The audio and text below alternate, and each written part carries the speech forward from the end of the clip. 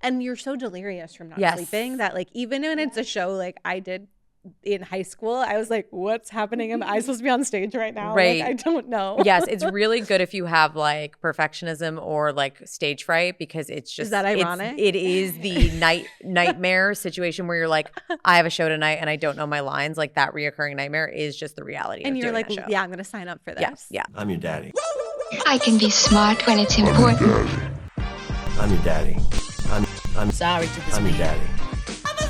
Welcome to Daddy Dailies, a podcast hosted by Not Your Daddy's Films. On a film set, dailies are sent out after a shoot day so you can see the work in progress. Daddy Dailies are conversations that go behind the scenes so you can see what work went into the process and be better armed to succeed in the industry. Daddy Dailies, hosted by Not Your Daddy's Films. Hi, I guess. Take it away. Welcome back to Daddy Dailies. I'm Courtney Bell, one of the founders of Not Your Daddy's Films. And I'm Vika. And we are here today with two wonderful guests. Gigi Hawkins is a writer-director whose work explores the female experience and millennial ennui. Her work has been showcased at the Tribeca Film Festival, HollyShorts, Salute Your Shorts, and more.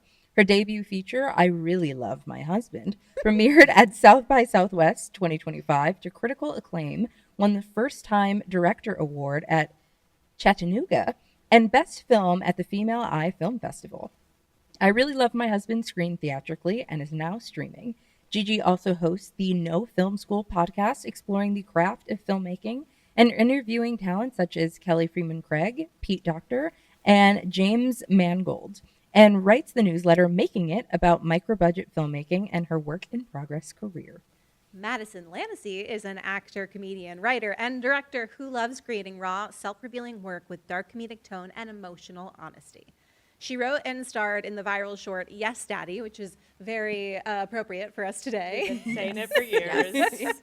Which is screened at Mammoth Film Festival, HollyShorts, and Salute Your Shorts. Currently, she is starring in the film I Really Love My Husband, which premiered at South by Southwest in 2025. And we're excited to talk to both Gigi and Madison about that today. Coming up, Madison will be seen in new features, Off to the Races and A Life in Ashland. She will also soon be premiering her directorial debut for the short film Bare Minimum. Off screen, you can catch her on stage in the Los Angeles improv scene, where she performs regularly at UCB and Dynasty Typewriter. She's a cast member of the monthly cult favorite show Mamma Mia But Different, which, like, if you guys are in LA, you have to go to this show. It's basically like people write a new musical with the songs of Mamma Mia. And is it the same cast every time? It's kind of like a rotundable cast of players. So like as people's schedules are busy, other people will come in, and then when they can't do one, other people will come in. So generally same cast. Yeah. So before we started recording, we were talking about sororities, and I feel like that is the kind of sorority I would Yes. like. Yeah, that is the 100%. like Greek life I would want to be in. Yes. Greek Are life you- musical theater. Also improvising lyrics, or you keep the song? It's the ABBA music, Yeah, right? this one is crazy in that it is not improvised, which is actually crazier in the sense that we throw together like a written musical in like 3 rehearsals pretty much. I think that is crazy. Yeah.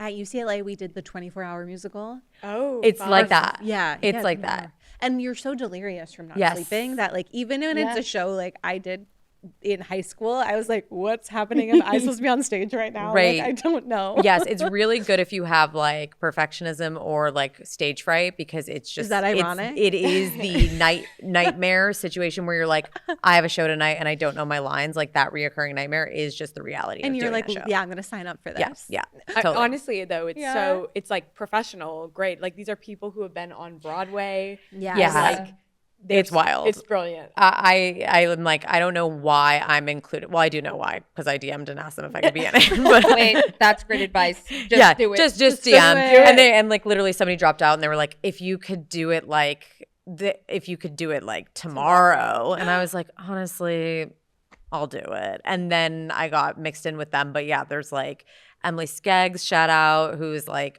Tony nominated, and like Wild. yeah, Gabe Gibbs. I'm not in that scene out here, but I know people in it. And Yes. so like both the comedy music Yes. overlap, and I'm overlap. always like, oh, this is so cool. Yes, its own little world. Improv is one thing to me. Just improvising. It's like it's just enough where my my stage fright is definitely not alleviated when I leave the stage. Mhm. Like I don't Yeah. leave feeling like, oh, so happy I did that.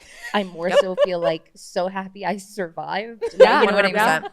But Yes. adding the music, I just think that I firmly believe I would be up there and I would say I have to go. Like I think I would just be like the fear inside of me is not worth continuing this Well, moment. are Like, you a musical person though? Like, do you Um, sing?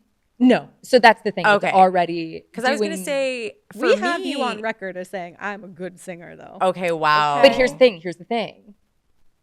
If somebody's gonna hire me to sing, I'll make it work because Right. I want the job and I want to Fair. play the character. This is different because Yeah. this people do for the love of the craft. Like that is not because for the paper. I feel that the music actually makes it less scary than interesting. non-musical improv. For me, it was easier because Okay. there's like Whoa. a structure in the way that like a song goes.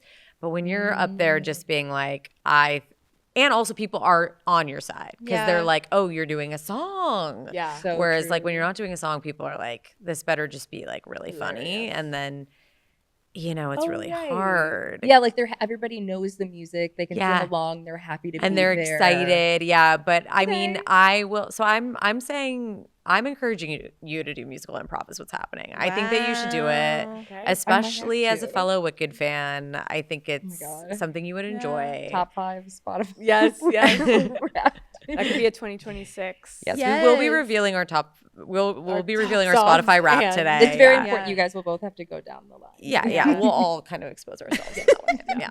Yeah. Well, welcome to Daddy Thank Thank you.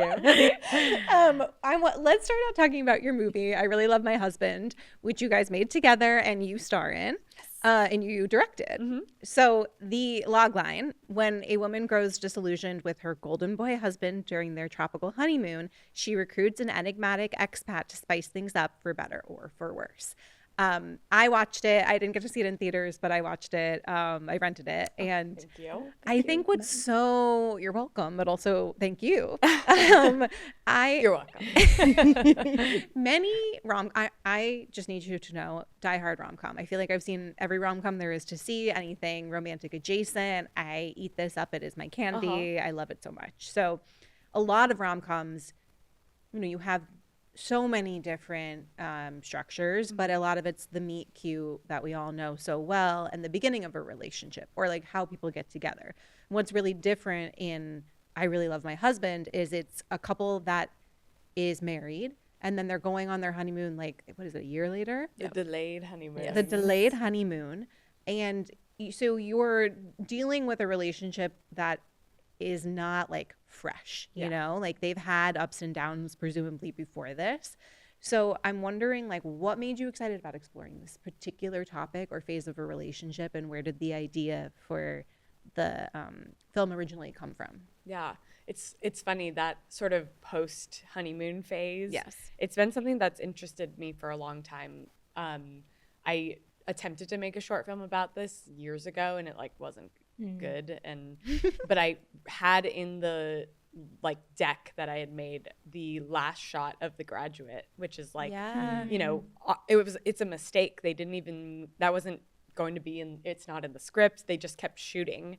And I think that's the most human, real thing about that entire movie. So Can I you feel like, describe the shot if people don't remember? it's Dustin Hoffman and Elaine sitting, she just left her, fiance at the altar after he bangs on the window and says, Elaine. Yeah. And then they run off together, like hop on a bus. Everyone's chasing them. And then they go to the back of the bus and I think there's one reaction shot of everyone looking at them, and then it's just them sitting there waiting, and it feels like suddenly the weight of all the insane, irrational decisions that they just made is setting in, or at least that's how I interpreted it. No, I think that feels right from what I remember about that like emotion. Yeah. And so that, you know, it's been something that's been clearly deep in my psyche for a while. And then when it came to I Really Love My Husband, we had made a number of projects together, but we had made a short called Yes Daddy that Madison wrote and starred in, and which is how we found out about Not Your Daddy films. We're like, we need to like do something with these people. Yeah. Match like, made in heaven. the daddies need to come together. Yes. And I took this microbudget producing course, and it was like, what is your superpower? And I knew I had access to this location in Panama because my family has lived there. My stepdad was there for 16 years. My brother was born there. And then I also knew I had this like great team, and I had been wanting to like write something around Madison. She's the funniest person ever. Have you met her? And so I pitched like a core group of people, including Madison, in on like making a movie in Panama. And I was like, there are a couple, they're on their honeymoon, there's a threesome. Like was the pitch. And I was like, do you want to do it? We have to do it before the end of October, or else we lose the location and it'll be rainy season. Wow. And then everyone said yes. And then that's when we started like developing the idea from there. Wow. Which is unconventional. It is. Yeah. How long did it take you to, like, how long did you have between let me pitch this to you to we need to start shooting? 3 months. Yeah. I know. So wrote and pre-production. And raised money for production. We're crazy people. Yeah. What budget constitutes microbudget? I think microbudget to me is anything under $250K. And I teach a class on this too, so I like think a lot about it. I think microbudget means you're in that bucket, like calling in all the favors, working for free, wearing many, many different hats. Like we were doing social media strategy, aka us texting back and forth, being like, "What about this? What about this?" Yes. You know, like buying we're doing costumes everything. at the We'd go Galleria at like 9 p.m. after we got off work. Exactly. So yeah, it was Wow. it was a hustle. Fascinated. I will be taking your course. Absolutely, you should. Is there because we want people to take your course, so we don't want you to give everything away, but if there was one piece of information or advice that you feel that you would give that would also be like, so take my course so you could learn more. What would you say? Oh my gosh, one piece. Will you also give a piece of information? Sure. Okay. Absolutely. I think writing, I came up with this thing that I used to call it like a superpower, but I was like, I hate saying superpower. So I changed it to your sauce, your special set of skills. So like, what's one thing that only you can tell the story? And I know that's like, you hear that all the time, but like specifically getting it on the camera. So for me, it was this group of people that we had, whenever we worked together, good things would happen. And the second thing was like, this location in Panama immediately was different. It's not Joshua Tree. It's not like your parents' house. No shade to any of our parents. We love them. Maybe. No, it's true though. Cause like, also this is could be totally wrong, but I'm not sure how much is filming in Panama. And so sometimes when you're going to a place that's not used to filming, they're way more welcome, like, you know, for any businesses or whatever, be like, totally. sure. Like, whereas when you shoot in a city like LA or New York or Toronto, that's so used to filming, they're like, yeah, it's going to cost this, and $5,000 this. a day. Yeah, exactly. Well, we had just friends there from living there, and I've been going there my whole life. So it was like, we asked if we could shoot there. They're like, sure, we'll turn the music off, but we're going to keep it open. Well, now we have a bunch of extras. Exactly. Yeah. So kind of having that like nimbleness. Yes. Okay. What is your tip? I will speak a little less practically and a little bit more ethereally, which is annoying, but I feel like I Really Love My Husband kicked off a string of micro-budget features that I was then a part of as an actor. Wow. And what I can say now, after having done four of them total and seeing the commonality, is that the common thread that I've seen in each of those films is the point of decision from the filmmaker. And it's like a really palpable feeling when you talk to someone and it's clear to you that they've decided they're going to make their film.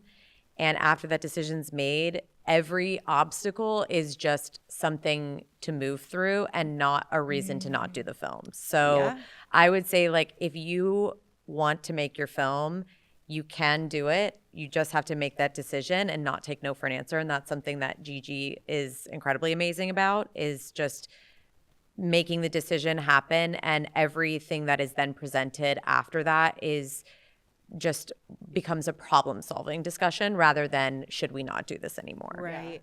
So when it comes to the other micro-budget features that you were a part of, I don't know if you knew them or not, but there's a big gamble when you're an actor or a crew member, anyone who's not like intimately involved with the script and the director.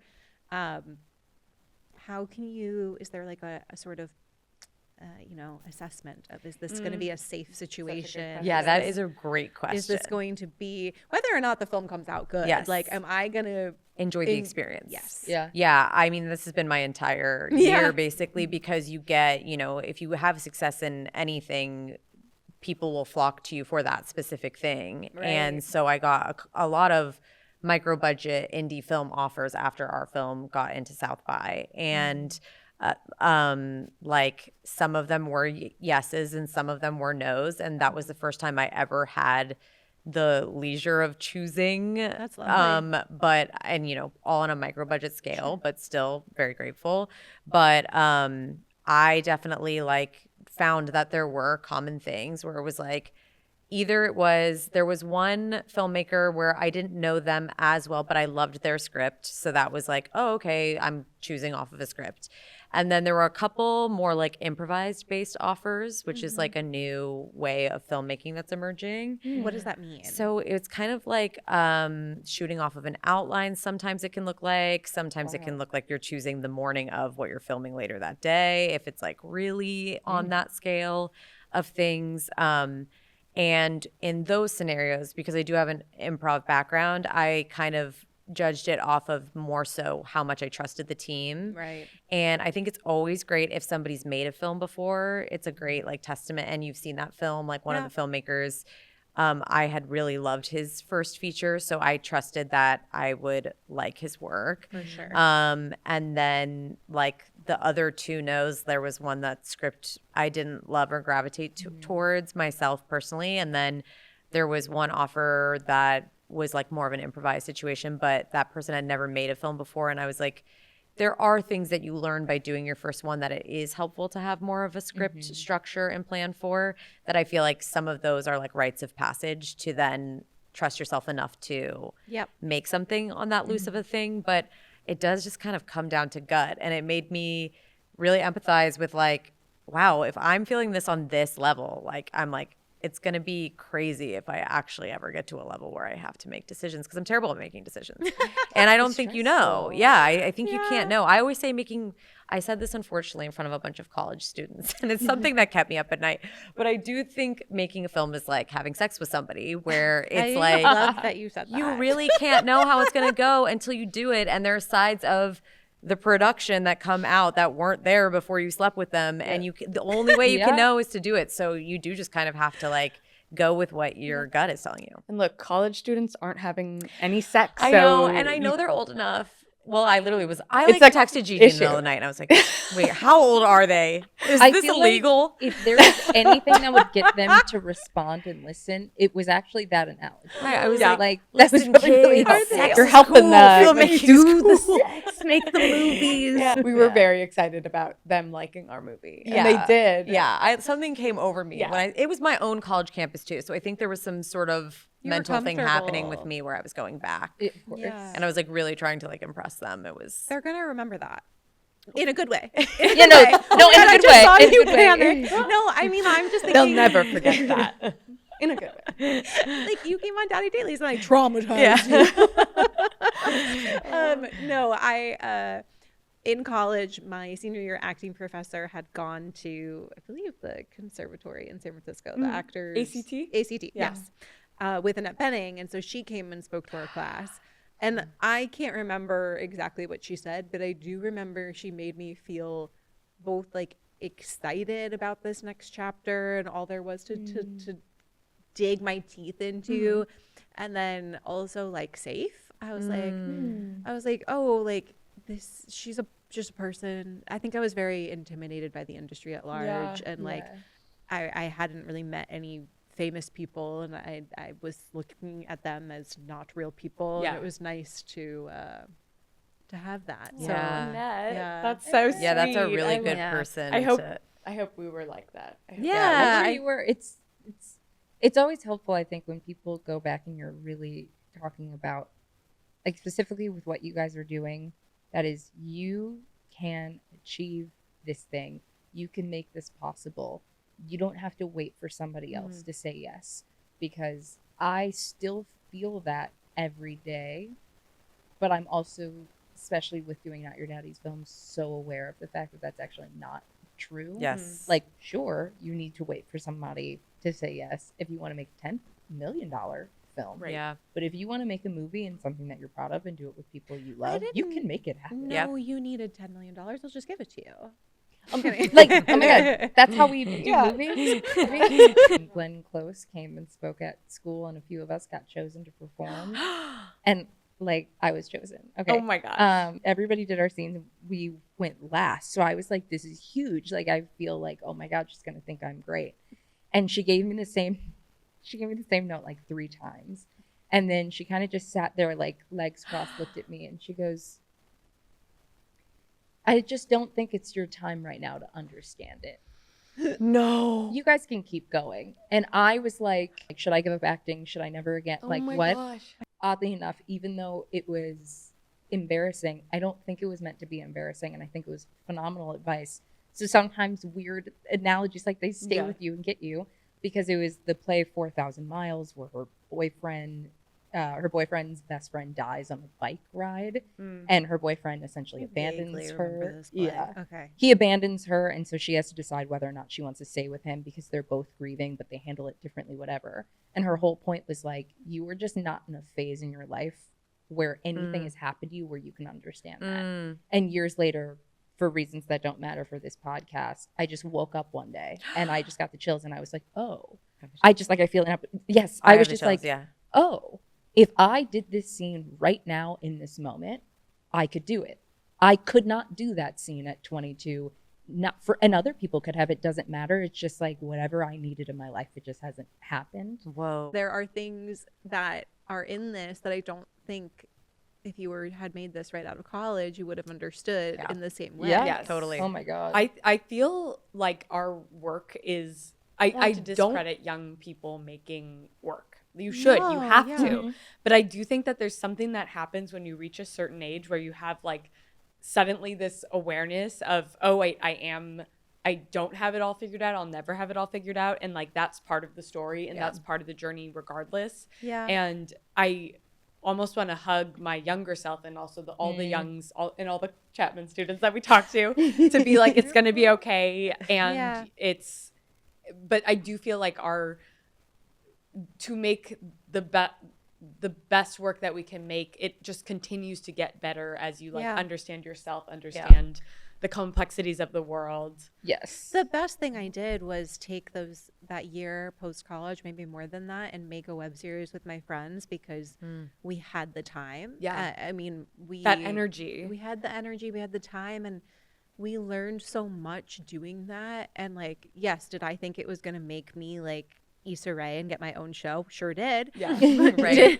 Didn't happen, but I learned so much, and it was so helpful, and it was so fun. Yeah. So I definitely think I always return back to this, and I've definitely said this on this podcast before, but you can make things and not put them out there. Like, yes, you can make it just to learn. We and kind of did that valuable. with the movie. Like, I think early on when we were talking about it, I was like, I don't know, nobody could ever see this. Like, who knows? Can we go back?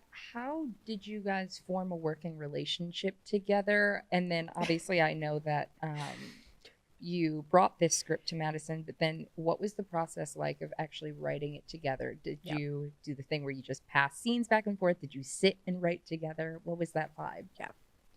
Well, starting with the meeting point, we did meet through our mutual friend Emily, who Shout out to Emily. Yeah, shout out to Emily.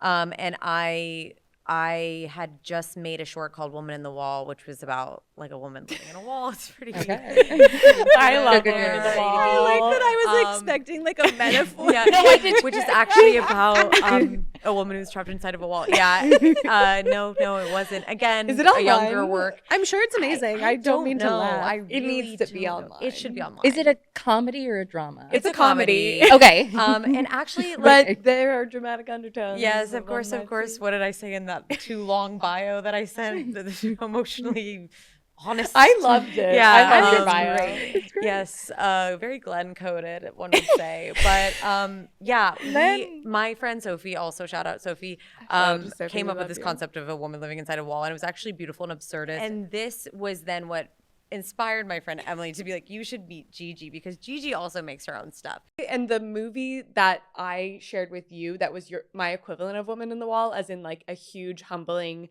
experience that turned out pretty good considering how hard it was a movie that was originally about a couple breaking up, didn't work. During the pandemic, I got back all the footage, learned how to edit.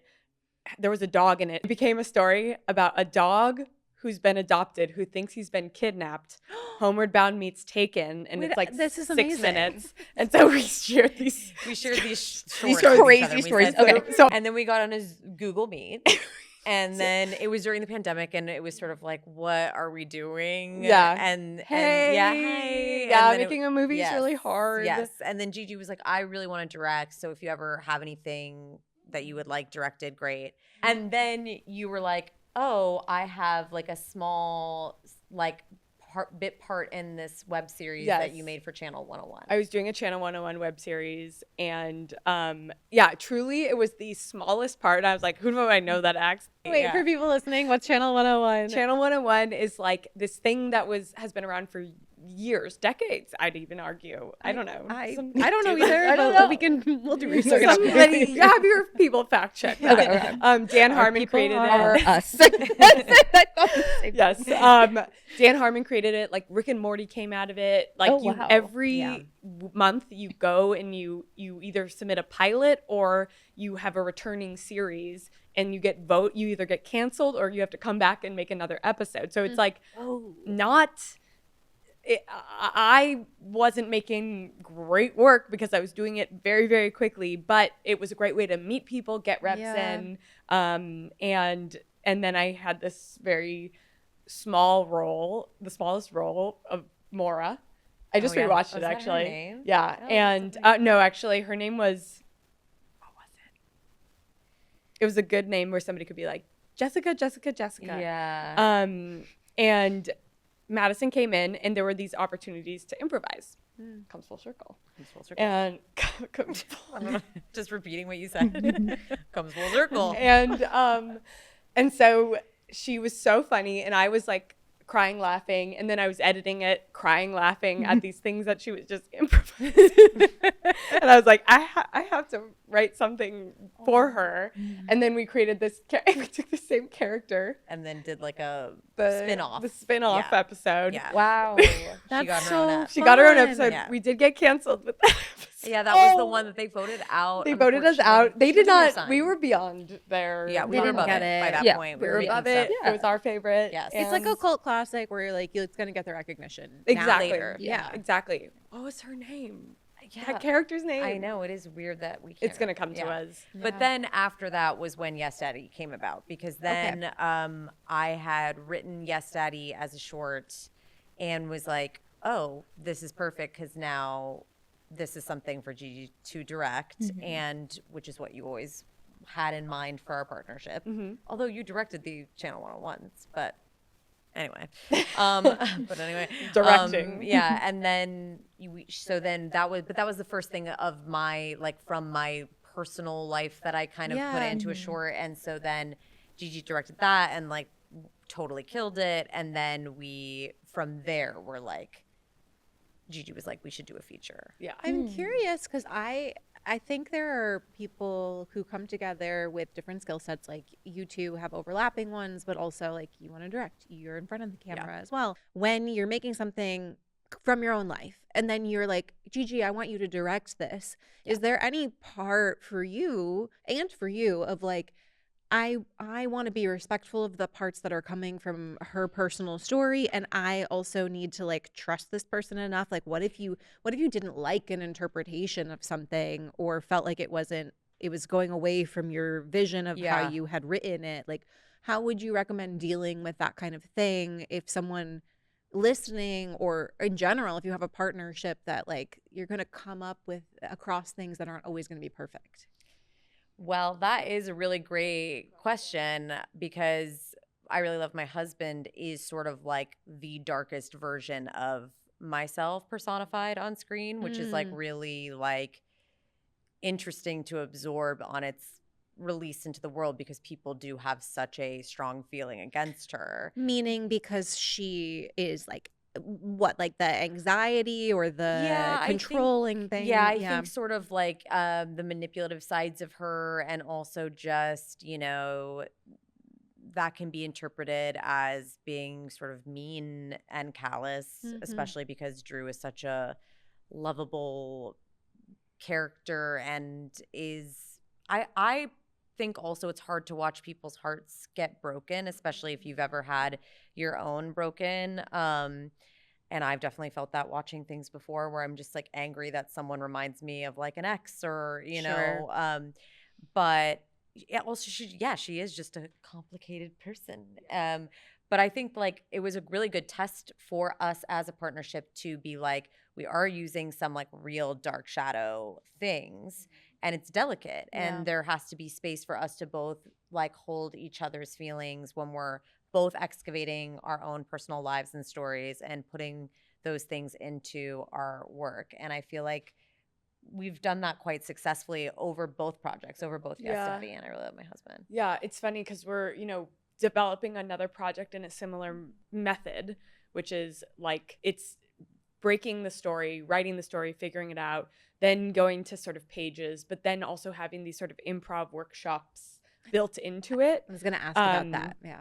So for example, like I would write a scene and then I would bring in Madison and Scott Monahan, who was originally going to play Drew, and they would read the scene and then I'd pull the scene away and I'm like, just do the scene, and I'd record it. And then I'd sometimes give direction in the moment and be like, okay, and then at this point say this. And then I would go back to pages and incorporate these things, and we'd get these like beautiful specificities, these amazing turns of phrases, and just these very like human in the voice of these people who are real.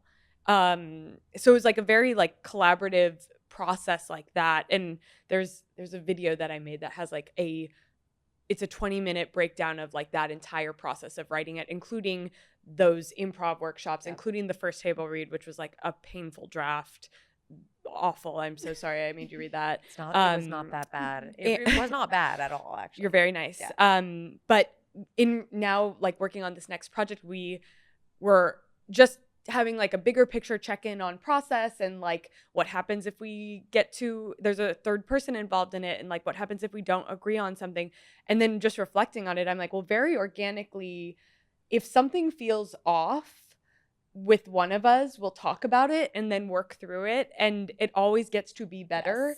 And that's just I think a taste and sensibility and trust thing that has taken us it's kind of crazy because I feel like we've only been working together for like, you know, a year, but I'm like, actually I think it's been like 4+ years. That's a whole college. Which is wild. Yeah, it is crazy. So it has taken some time and a lot of like learning and growing together, but unlike and I've had a couple of successful partnerships and then other ones that aren't good matches, which is okay as well. Like I think that happens all the time, but it when you trust that when somebody's having a gut reaction that something feels wrong and you're like, okay, then we have to interrogate that because like I know that if Madison doesn't like this or something feels wrong, then there's something wrong. And that I think is key to our working relationship. Do you have like a bat signal? Like if you're like, we need to have a private we were conversation. just talking about this.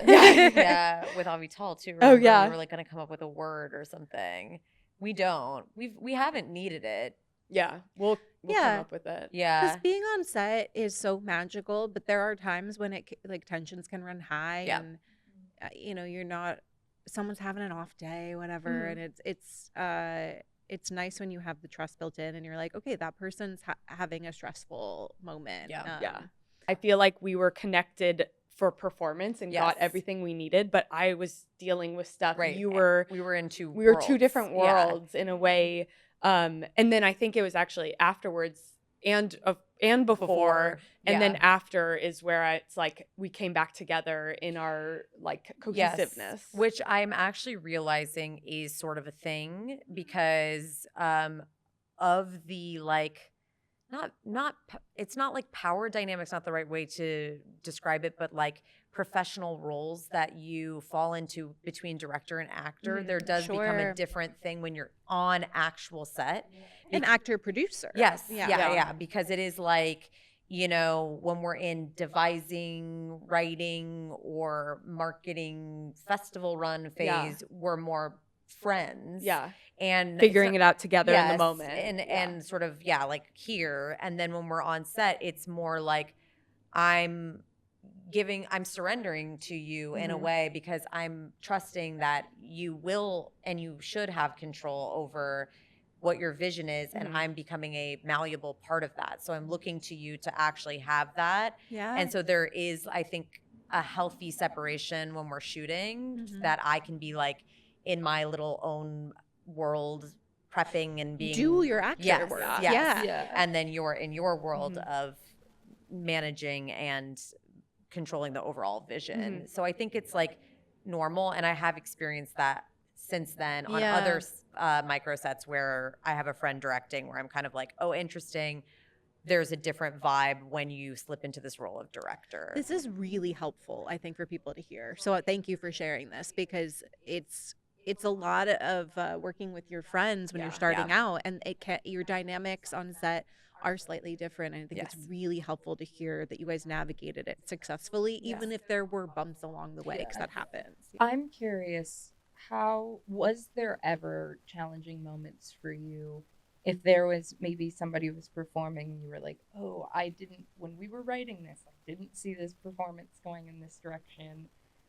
Or like, I didn't think this would be shot in this way. Did that ever come up for you? both of you. Well, I ask because with the fact that you weren't directing it, like, I'm curious that it's really fascinating that you, just with what you were saying, like, you actually have to make the decision to be like, I'm just going to give Gigi full trust right now. Or did you guys have a system where you were like, can we get another take of that thing? Like, did you have permission to do that?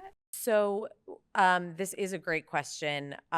First and foremost, I would answer by saying I do feel that this feature is primarily Gigi's feature. This is Gigi's directorial debut, and also Gigi was the screenwriter and I have a story by writing credit. So I did help to write, but it is ultimately, I think, Gigi's baby.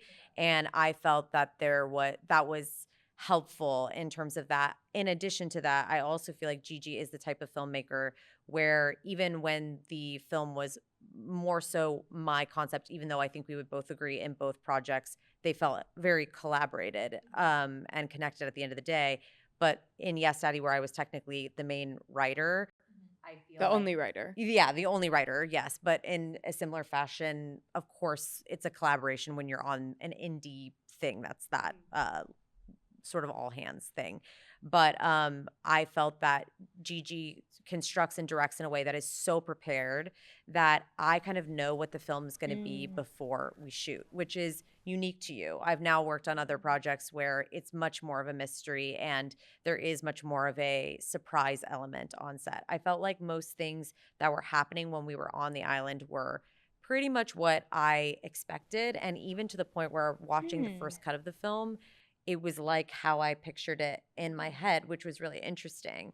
So we didn't run into that too much. I'm interested to see on this next project where I have an even bigger writer credit, like how that will feel. And also to answer your question, because I think it's a really good one for actors who are in any writer position on a set, because regardless of whether it was primarily Gigi's baby or not, we were devising from personal stories of mine. We were cultivating off of improv that we were doing in workshops together. So there is a relinquishing of control that happens that I think is more successful to do than to try and cling on to some sort of thing when someone is controlling the overall vision. But it did make me want to direct. And that is when I was like, oh, somebody offered an opportunity to direct a short film. And I was like, I should take this, because I think when you are acting, you do start to realize like it's such a surrender experience that you start to crave control more than ever before. But I do not feel the need when we work together to take control away, because I do ultimately trust you, and your preparation is so thorough that I don't feel like I'm being thrown for any kind of loop. That's I think the best compliment I could hear about a director. I'd love to hear from you, because I think as much as you have had experience and you talk like with No Film School, which we'll get to, like is you get to talk to all these very, very experienced people. And I'm sure you absorb some of that. Like, what was your biggest way to prepare yourself for success shooting in another country, even though you've been there? Like, I'd love to hear about that, because I think creating a safe environment and is just really important to like having everyone bring their best to the table. Yeah. I feel, well, I'm definitely still in the learning phase, and We're always learning. Yeah, we're always learning. Like, that's the best part. Exactly. And I do think that one of the best parts about this whole experience was like actually working with the casting director to cast around like a holistic ensemble. Yeah. Is foreign ensemble? Sure. We'll take it. We had the benefit of I've worked with you, and so I knew like that. And then we also did a lot of rehearsals leading up, or at least like the core scenes we had rehearsed. So that way, which I think might also be a contributor to like, we were focused just on getting what we know we needed on set, because we wouldn't be able to go back. So there was a lot of preparation in that regard. And of course, making a movie feel effortless. Yeah. People feel like it's effortless, and you're like, actually a ton of prep went into that. So every scene was shot listed. I would try to shoot every scene before to see that it was like cutting together. Exactly. I believe in shooting your movie before you shoot your movie, because then that gives you freedom in the moment. So like we would get what we needed, and then we would like plan for improv things. Yeah, so like fun. We have this monologue of Teresa, who's the main character of the movie that Madison plays, and we called it the Chevy Chase monologue. And she's spiraling at this restaurant, and I'm like, and then we're just gonna let you do it, just go, after we got what we needed. And so I think having like casting for actors who you know that you just give them, okay, here's the playing field that we're playing on, go, and they will play within that, and that's where performance shines. But it's my job to keep them within these parameters, so they can do the real authentic thing that makes sense. So, but we're all playing on the same field, we're all playing the same sport, and we're all aiming for the same goal. I don't care how we get there, as long as we get there in a way that makes sense, is consistent throughout the movie, and ultimately what makes sense for an audience. Because in the past, I've made the mistake of, and it's dangerous when you're working with really funny actors, of laughing in the moment because something's really funny in the room. But for this movie, for the most part, I would just take the little monitor and crunch into a ball and like go away. I would leave Panama, and I'd just be a person watching on their laptop, and I'd watch the performance and waited until I would feel something. And that's when I'd be like, okay, we got it. That's so smart. Yeah. I know you say you're learning, but I feel like it's really awesome to, you've created what you said, you know, the parameters so that you can trust. You can trust your actors. You can trust that you've done all this prep work. I really want to steal the like writing and then having your actors do a little improv. Yes. Like, I think that's so smart. And a lot of writers that I talk to struggle with dialogue. So I think that's such a good way, a good exercise to help with that. Yeah. So I do want to ask you guys, there's this love triangle sort of element to the film. And how did you approach acting and directing the sexuality on screen? Was that something you'd worked with before? Was it at all nerve-wracking to you? The intimacy? Well, Yes, Daddy, which is the short we made before, Yes. is half a sex scene. It's 4 minutes, 44 seconds, and half of it is sex. Okay. Yes.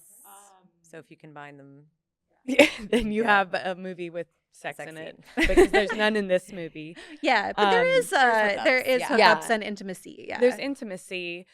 We didn't have an intimacy coordinator, but we did do some like intimacy exercises. So like practicing saying no and asking for permission and saying no.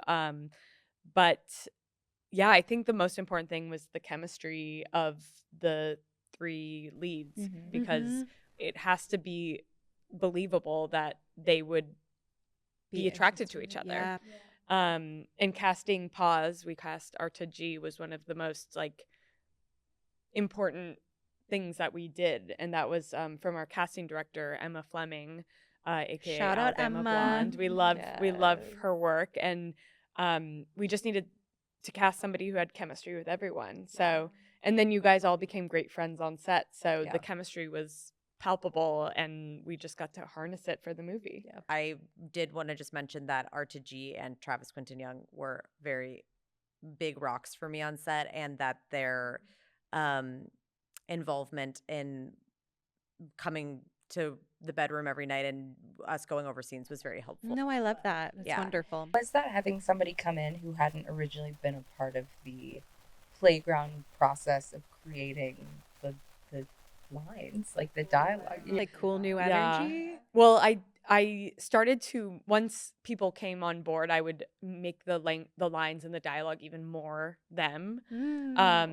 So, you know, we cast Drew 2 weeks before going to Panama, and we cast Travis Quinton Young, who you might know from Star Search as a child, and he never will. So he plays guitar, and I was like, okay, well now Drew plays guitar, and this is becoming like already another element of the story. So I think especially with Microbudget, you can lean into the superpower of whoever you're casting, or Arta G like says "oh fuck" all the time, so I'm like, okay, well now Paz says "oh fuck" all the time, and so that there's sort of that malleability.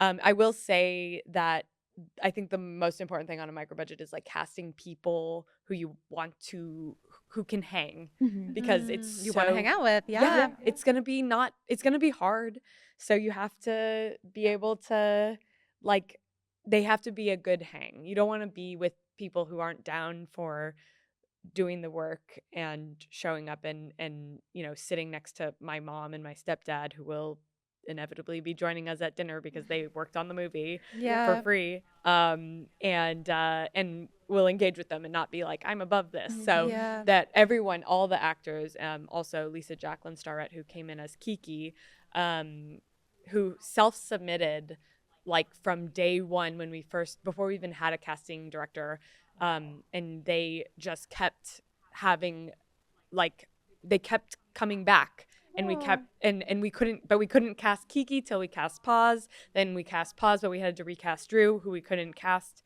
but we couldn't cast Kiki till we cast Drew. Right. And then like, so it just goes to show, like, any channel you can reach a production and potentially get a cast. Sometimes with writing or directing is that you're so passionate about what you came up with that you forget what collaboration really means, and that's hard even with your DP. You know, you have to be the captain of the ship. You can't allow multiple people to captain the ship at the same time, like then you will get lost at sea. But the fact that you truly sound like you have so much enjoyment having other people, when other people come in, you like to bring their essence into the script, the project, to make it stronger. Totally. It's like that's theater. You know what I mean? Like if you were doing a workshop for a play, like that play is workshop for like 5 years as it goes through the whole cycle before it gets to Broadway. That's why the play is so strong. And so often with film, it's like, this is it, and this is what I'm doing. Come in, say your lines, get out. And it's like, no. It's so dumb. Yeah, like you can collaborate. Obviously, everybody knows how you collaborate with your DP or how you collaborate with costumes, but you can collaborate with your actors. Yeah. and Gigi is like way less ego than I'm used to dealing with a director, in the sense of like allowing me to pitch on story and things that are like normally like a no-no, which I, again, is like, you can't just do that. You have to have a grip on what your overall vision is. But I do think because you are so prepared and because your vision is strong, you're really open to ideas because you ultimately know so steadfastly what the thing is that's not shaking the thing, you know? It can only get better. Exactly. And I feel like you're really great. I always say Gigi's like greatest skill in our personal collaboration is like knowing which of my ideas to listen to and which to ignore, because there really are like major ideas that she's accepted into things where it's like, okay, that's like a huge plot point that you could have just been like, that's too much, you know? But then there's also times where I famously pitched that when they all had sex that they would switch bodies in this movie. She denied. Yeah. So I feel like that is a huge asset, especially to like filmmaking that I feel like has been predominantly done by specific types of people for so long, that I do feel like the mold of that changing is really great, because it's such a collaborative art form. It is, and I think the more directors I speak to, or cinematographers, anybody who's on set a lot, it's much more collaborative, or can be, than I anticipated, because myself as an actor would come in for like a co-star on a TV show where you basically come in, hit your mark, say your line, and then you're not there anymore. And it may be way more collaborative for your series regulars, but when that's your intro into the filmed world, it didn't. So regimented. It's so regimented, and I didn't understand that it could be really collaborative. And like, I'm learning as I write and direct more. I'm like, oh, how do I want to approach this? Like, what kind of rehearsal process do I want to have? You know? Yeah, and as an actor, sometimes people don't know who you are until you show them. And so like that writing aspect of like writing for myself for Yes Daddy helped in some ways illuminate a character type to Gigi to then take and do her own thing with, even if it's like, even if I've given up control at a certain point, it's like, but sometimes getting that off the ground as an actor is a great tool, because so often you're put into these specific casting types that you're like, okay, I'm not really like that, but I can play that. And so then you end up playing that, and then people think you are that. Whereas when you're writing for yourself, you can really be like, here's the full like spectrum of what I am. Yeah. As we mentioned in your intros, Gigi has the No Film School podcast, which is a lot of what you were both talking about with microbudget filmmaking. I think what's really unique about that podcast is it does, like what we're trying to do here, it digs deeper into what the process actually is. And did you learn stuff from having that position that you took into making this? Like, was there like, oh my gosh, thank God I interviewed that person who said this so that I could use it on this film? You know, I've been sort of sharing in real time the experience. I didn't post about the movie on my Instagram. I only told my immediate community and my No Film School listeners. They're not mine. The podcast has been around for like almost a decade. I just started hosting it like 2 years ago. Before I even wanted to direct or knew I wanted to direct, I like was working a corporate job, and then I looked up like film podcasts and like downloaded it and listened to it. And so I in sharing with listeners, they've been part of this journey, and people have actually become part of the community. Like the guy who made our poster, Adam Dallas Barnes, like he just was a listener, and I was like, hey listeners, like we are looking for a standing airplane set. And That's he's like, so cool. I have one here. That didn't work out, but he was like, but I also make posters for Sony. Like, do you want me to make a poster for you? And I was like, yes. Thank you so much. Community is so beautiful. I know. I love it. And so people have been, like, listeners have been part of the community of making this movie. Like, I have been interviewing people the last 2.5 years, and I'm always just asking things that are, like, keeping me up at night in the context of this movie. So the listeners are probably like, stop talking about your movie. but I'll be like, hey, like, Benny Safdie. Like, Yeah. I just, question because I'm making a movie right now and it's coming out. Like, by the way, you should check it out. I'm interviewing Paul Feig. Whoa. Okay, at South by, there was a whole thing where Paul Feig was there, and then I At was the White dared, Horse, yes, like, wearing like a saloon. cowboy outfit, like a white cowboy hat, full suit. It was very cool vibe, and I was dared to approach him and invite him. You were dared to our movie. Should I bring it up? Yeah. Do you want to come on to the pod? Yeah. Wait, this is Did so he cool. go? Did he watch? No, he was like, I'm leaving tomorrow, but good luck and keep making movies. And then, he was very sweet. Yeah, it was Yeah. successful. Yeah. And like, take the swing. Yeah. It's crazy that he's gonna be on the podcast and like you'll have this connection. For a little And I'll just be like, circle. remember Yeah. me? And I'll kind of come in. And Just like, like, in a hop full onto the cowboy river. outfit. I wear the exact outfit. yes, that it you has wore. to. A recreation. Yeah. There have been a couple of like fairy godparents from No Film School who have like offered to help out in ways that have then not like directly changed the course of the movie, but have led to an introduction to an introduction to an introduction that have led to something that was amazing for the movie. And then I've just been, over the years being like, so you're in post-production and this sound thing is happening. What do you do? How do you deal with that? Ask Paul? the questions. Like, I think that's so beautiful, and a really good piece of advice for everyone listening is like, build your community. Be curious. This is really just curiosity. And yes, it's coming from I want to make something, but like, so is everybody who's listening. You know. Yeah. Okay. Shall we do our hot takes? Hot takes. Who wants to start? So I was thinking about this in terms of the rom-com situation, and I do think there's a resurgence of rom-coms happening on the like made-for-TV movie, but also in theaters. I would even call Eternity a rom-com to a certain degree. I just thought that, and it was so beautiful. I am missing and want the physical comedy of like Meg Ryan. And I mean, if you've seen French Kiss, which is like not available to stream anywhere, you literally have to like rent it or go find a cool theater to see it in. But like, she is so physical and it's so delightful. And I think a lot of comedy is more cerebral at this moment in time, which I also enjoy, but I am missing like the Ministry of Walks of it all, which like, if you're familiar with that, it's a sketch, the very Monty old Python, sketch, right? about people coming in, testing out new walks. The joy of watching actors is to see them embody something. And so I really love to see a physical performance.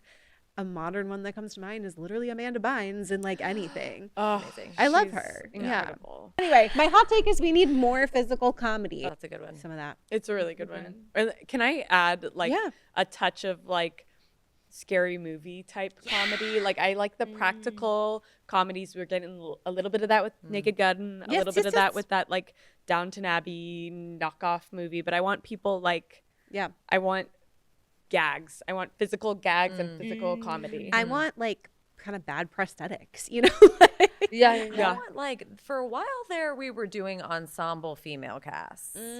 For a while there, there was like a surge of them. Bring that back. Melissa McCarthy's physical bits. I'm thinking of Bridesmaids. I'm thinking of Steel Magnolias. I'm thinking of the gamut right now. I'm sure maybe not a classic comedy that comes to mind, but still there were funny moments and physical moments. Wait, you feel fired up? You want to go? Okay, my hot take is that we should allow actors to be unwell and lose themselves in whatever character they're playing. Like, is this defense of Austin Butler? Unfortunately, no. I would never defend Austin Butler. Okay. Wait, why don't you like Austin Butler? He broke Vanessa Hudgens' heart.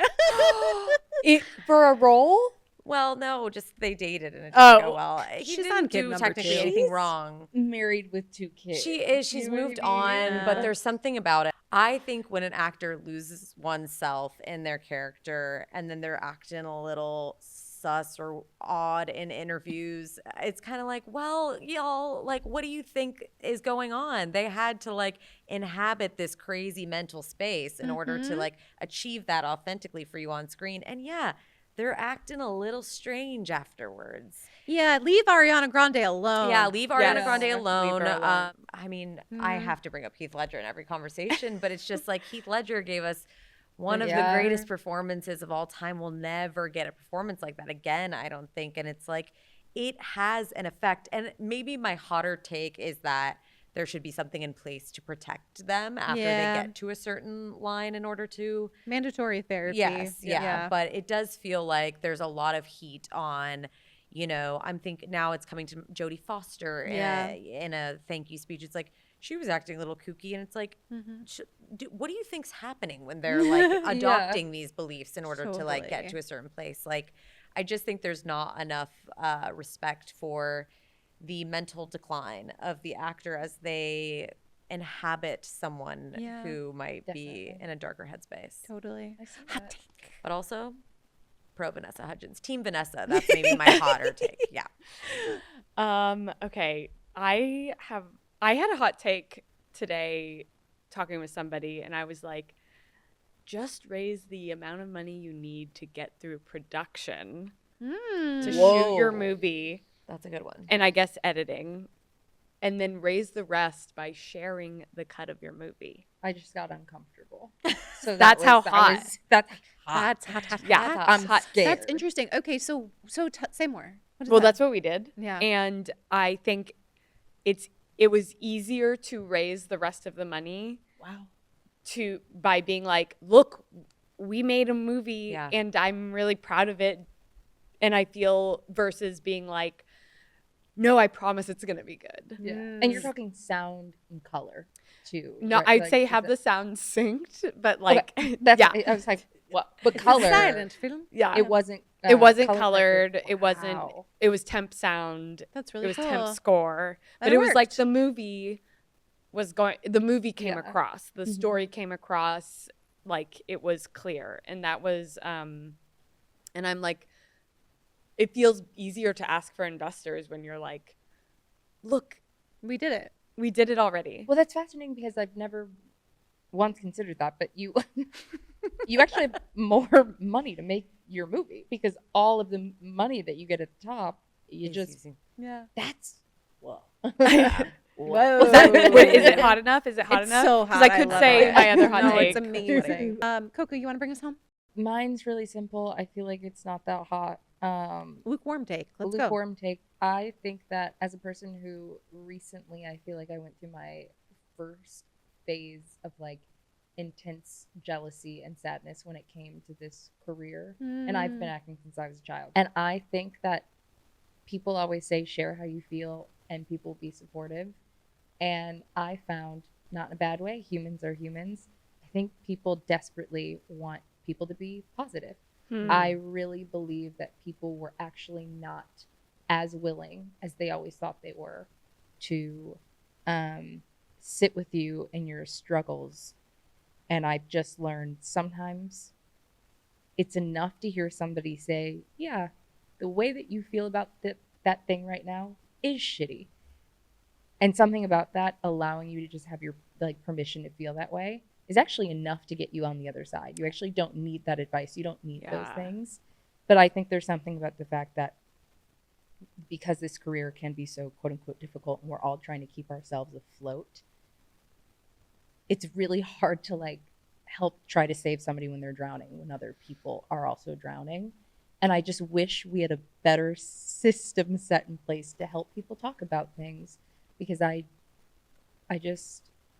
don't think it was there in a way that maybe I needed. And that's okay. I don't think that that's a bad thing. I think it's human. But it was a good lesson. I totally agree. But I just like, I feel like there were so many times where people would tell me that they were struggling before and I thought I was helping. Mm-hmm. And now I'm like, oh, I know how to help now.